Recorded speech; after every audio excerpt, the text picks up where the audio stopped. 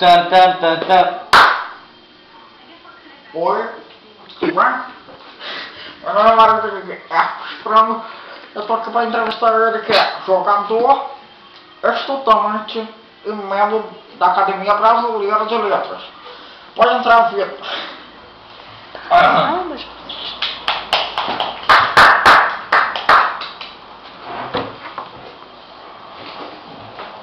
Prazer estar no seu programa. Muito obrigado. Prazer estar comigo.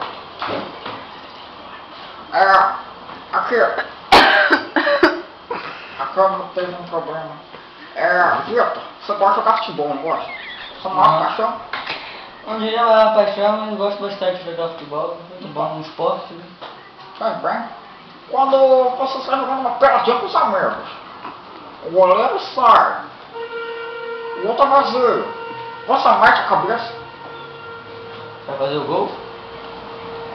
Vamos analisar. Então já depende. Não, se a bola estiver vindo assim no alto, né? A gente tiver que meter a cabeça pra fazer o gol, sai em goleiro é fácil. Ah, tá. Então você mete a cabeça. Se o goleiro não tiver por perto. Ah, tá. Descuidado ele, né? Vamos ver uma coisa. Seu cachorro se chama Bolinha, não sei como se chama. Ah, minha cadela. Cadela.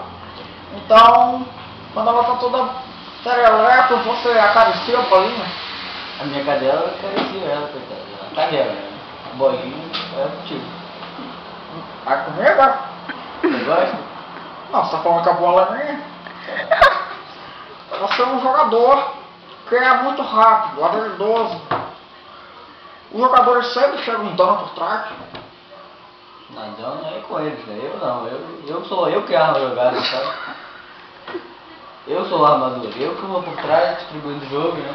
Ah, entendi. Eles aí é com eles. Agora um bate-bola rápido. Atacante ou meio? Meio. Titular ou reserva? Reserva. Por quê? Que bom, né? Falar, observando seus colegas jogarem. Você é um treinador? Contra Catinga? Não. Ah, tá.